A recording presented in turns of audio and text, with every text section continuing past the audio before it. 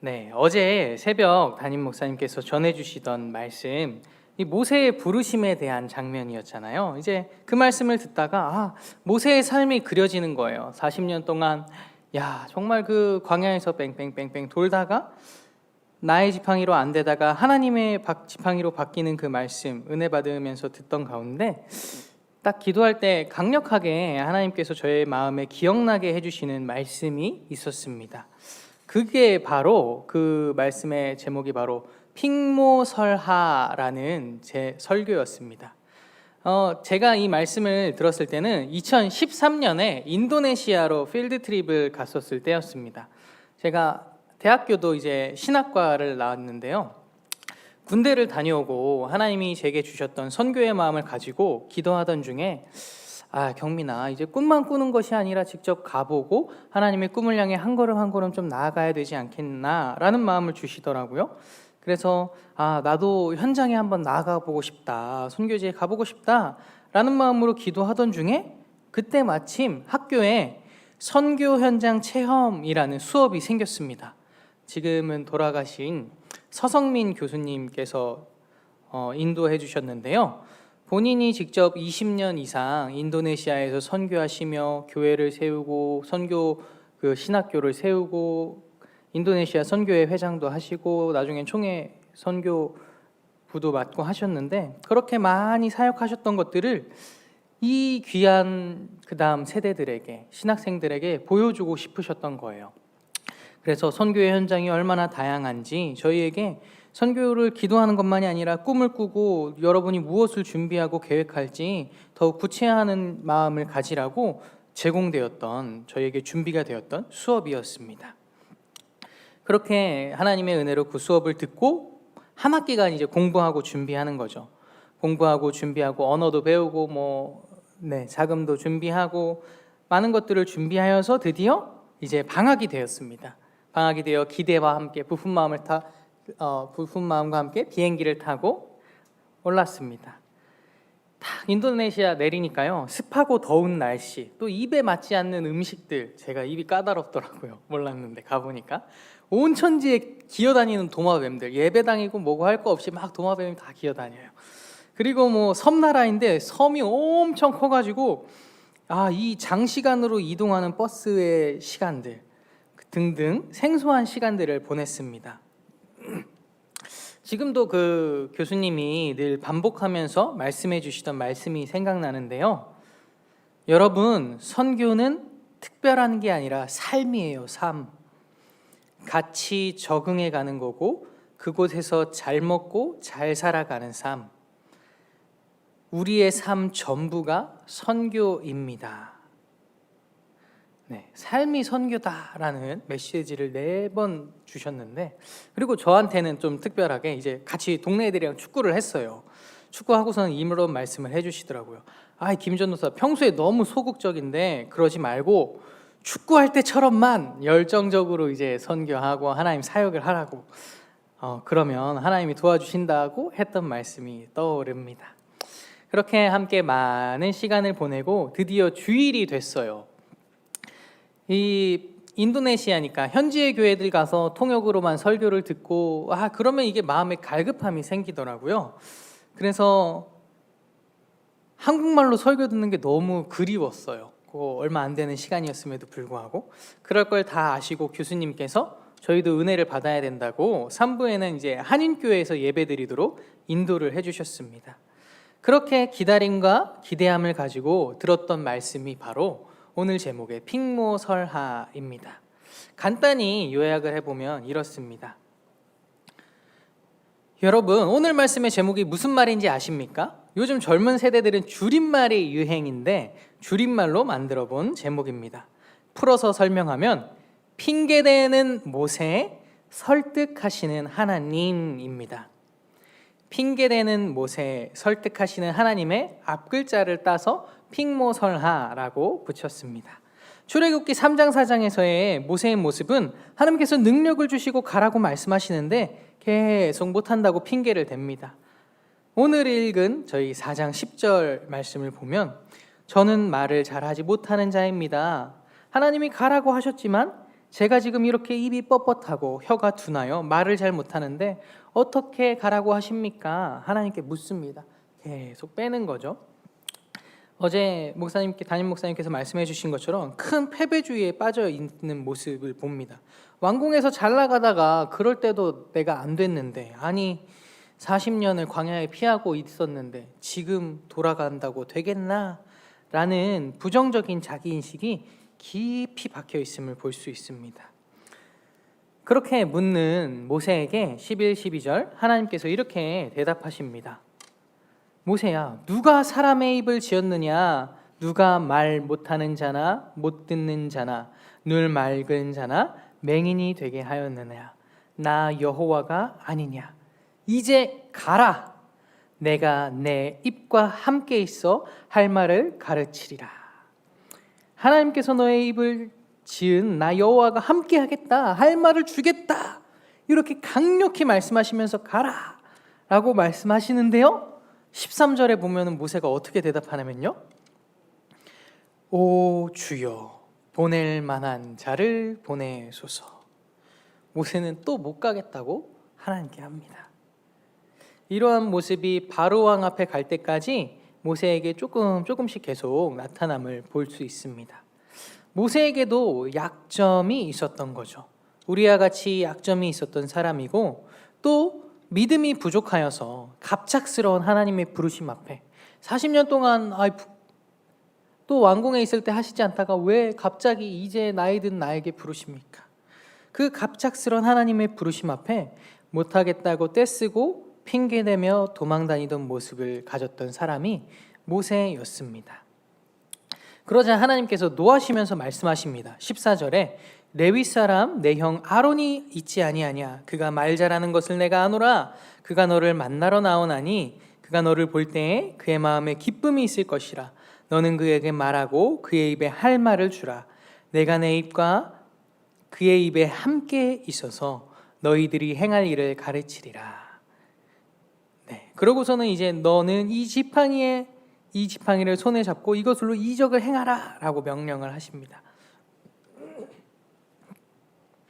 하나님은 우리가 핑계를 대고 못한다고 떼쓰면 화를 내시고 야, 너 하지마, 됐어, 때려쳐 라고 막 저주하고 화를 내시는 분이 아니십니다. 인간이었으면 답답해서 한 소리를 할 법도 한데, 그래도 하나님은 모세의 있는 모습 그대로를 받아주시고 설득하시며 노하여 말씀하시긴 하지만, 야, 네 입이 그렇게 둔하냐? 형 아론이 있지 않냐? 함께하고 있을 동역자를 보여주시고 붙여주시고 하나님의 능력을 행하도록 모세를 기다리시며 설득하시는 하나님이십니다. 그리고는 이제 이 사진을 보여줬는데요, 사진을 하나 준비했습니다. 네. 사진이 어떤 사진이냐면요, 화가가 눈은, 얼굴은 이제 알을 보고 있는데 손으로는 날개짓하고 있는 새를 그리고 있습니다. 이 사진을 보여주면서 하나님께서는 모세를 부르실 때 이렇게 새처럼 날아오를 것을 그리면서 바라보고 부르셨는데, 모세는 나는 알인데요 하면서 껍질을 깨지 못한 채 주저앉아 있었습니다 라고 설명을 하더라고요. 여러분, 우리에게도 이런 모습이 있지 않습니까? 하나님은 우리를 하나님의 계획과 그림을, 큰 비전을 가지고 미래를 향해 부르십니다. 그런데 우리는 때론 모세와 같이 주저앉아 핑계대고 투정을 부리기도 합니다. 그러나 하나님은 우리를 설득하시는 하나님이며 기다리시며 아론과 모세가 함께하여 모세가 진정한 리더가 되도록, 하나님의 지팡이로 놀라운 일을 행하는 리더로 살아가도록 인도하여 주십니다. 네, 저는 이때 이 말씀을 듣고 이 설교를 듣고 어떤 마음이 들었냐면요, 내가 다음에 1년 견습 선교사로 나가야겠다, 하나님께 나의 귀한 1년을 드려야겠다라는 마음을 다짐하게 됐습니다. 1년 가는 게 저에게 마음이 조금은 있었는데 두렵더라고요.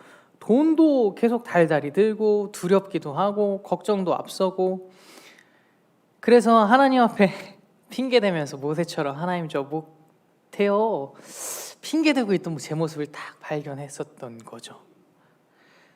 그렇게 핑계대며 도망가던 나의 모습을 발견하고 하나님 앞에 하나님 20대의 중간 딱 1년을 하나님을 위해 쓰겠습니다. 인도하여 주세요 라고 하나님의 견습선교로 부르시는 그 부르심과 음성 앞에 제 자신을 내어드렸었습니다. 근데 이게 사람이 한 번 마음 먹는다고 잘 안 되잖아요. 또 돌아오면 제 마음이 또 살랑살랑 바뀔 걸 하나님이 아시니까 어떻게 하셨냐면 토요일에 돌아왔었는데 주일 아침에 딱 대예배를 갔어요. 근데 주일 본문 설교가 딱 출애굽기 4장 이 말씀이더라고요. 너무 깜짝 놀랐죠. 그리고 끝나고서 또 봉사부서를 갔는데 봉사부서도 또 신기하게 출애굽기 4장인 거예요. 설교의 내용은 달랐는데도 본문이 똑같은 걸 보고 이렇게 3번씩 하나님이 보여주시는 건 말씀하시는 거구나 확신을 가지고 마음에 새기고 이듬해 부르심을 따르다 믿음으로 한 걸음 내딛었던 기억이 납니다. 여러분, 우리의 삶으로 한번 돌아와 볼까요? 올해 계속해서 담임 목사님을 통하여서 하나님께서 큰 은혜와 복이 임한다 말씀해 주고 계십니다. 선포해 주고 계십니다. 우리를 부르시고 그 복으로 하나님과 함께 하자라고 부르고 계십니다. 날개짓하는 새와 같이 바라보시면서 하나님은 우리를 부르시고 계신데 그 부르심의 음성을 들은 여러분의 마음은 어떠하십니까? 하나님, 나에게 드디어 새 일을 행하시는구나 하면서 기대가 되고 떨리십니까? 아니면 혹시 모세와 같이 하나님 저 알인데요? 핑계대고 주저앉아 계십니까? 아니면 혹은 하나님 복은 고사하고요 저 건강 때문에 교회 나오기 두려워요 저 약한 거 아시잖아요 하면서 이 핑계 저 핑계 대며 하나님의 부르심에 뒷걸음질하고 계십니까? 우리의 모습이 어떠하든 괜찮습니다. 그런 우리들에게 하나님께서 모세에게 이렇게 질문하시지 않을까 싶습니다. 누구누구야 내 건강이 어디서 왔느냐? 지금까지 지내온 건강이 우리가 나가지 않고 집에만 잘 있었기 때문입니까? 사람이 집에만 있는다고 건강할 수 있는 게 아니잖아요. 실은 하나님께서 어려울 때마다 위험한 고비마다 우리를 지키시고 보호하여 주셔서 우리가 지금 이곳에 있는 것은 아닐까요? 여러분, 하나님께서 올 한해 우리를 날개짓하는 새가 될 것을 바라보고 부르고 계십니다. 특히나 출애굽의 이유는 광야에서 나와서 이제 하나님을 온전히 예배하기 위함이잖아요. 하나님께서 올해 우리에게 하나님을 온전히 예배하며 하나님의 영광 안에 살아가며 하나님과 함께하며 날개짓하는 그 새와 같은 삶으로 우리를 채우시고 보호하여 주시는 은혜로 부르시는 줄을 믿습니다. 혹여나 그 부르심에 믿음으로 반응할 용기와 엄두조차 나지 않으십니까? 비록 지금 내가 무기력하게 주저앉아 있더라도 핑계대며 믿음이 부족해도 괜찮습니다. 하나님은 그러했던 모세를 설득하셔서 사용하신 하나님이십니다. 모세와 같이 내 약함을 있는 그대로 하나님께 고백하며 나아갈 수만 있다면 하나님께서는 그러한 우리의 모습마저도 있는 그대로 받아주시고 사랑하여 주시고 알을 품어주시듯이 새가 어미가 알을 품잖아요. 알을 품어주듯 기다리고 품어주셔서 우리가 하나님의 지팡이가 되어 온전히 사용받는 날까지 기다려주시고 함께하여 주실 것입니다. 그리고 나 혼자가 아니라 내 주위에 있는 믿음의 동역자들을 붙여주시고 보게 하시고 올 한해 함께 믿음으로 전진할 수 있도록 인도하여 주실 것입니다. 이 새벽에 주님 앞에 나온 모든 여러분 축복합니다. 나의 모습을 넘어서 하나님의 계획을 맛보고 하나님과 함께하며 새와 같이 날개짓하는 올 한 해가 되시기를 축복합니다. 오늘 하루도 있는 그 자리에서 믿음으로 한 걸음 한 걸음 걸어가 모세와 같이 하나님께서 사용하시는 귀한 리더로 하나님의 자녀들로 살아가길 바랍니다. 함께 기도하겠습니다. 하나님 아버지 감사합니다. 우리는 때론 모세와 같이 연약하여 핑계대기도 하고 주저앉기도 합니다. 그러나 하나님, 그런 우리를 하나님께서는 기다려주시고 품어주시고 또 비전을 보게 하시고 도저히 되지 않으면 함께하는 사람들을 붙여주셔서 하나님의 일을 또 바라보고 큰 뜻과 계획을 가지고 걸어가게 불러주시니 감사합니다. 하나님, 우리 때로 자격이 없지만 때로는 믿음마저도 작아서 두려워하지만 하나님의 부르심을 따라 하루하루 주시는 믿음으로 달려가게 도와주옵소서. 그러하올 때 모세가 훈련되어 하나님의 귀한 지팡이가 되듯이 우리의 삶도 하나님께서 귀히 사용하시는 지팡이가 될 줄 믿습니다. 우리를 불러주신 예수님의 이름으로 기도합니다.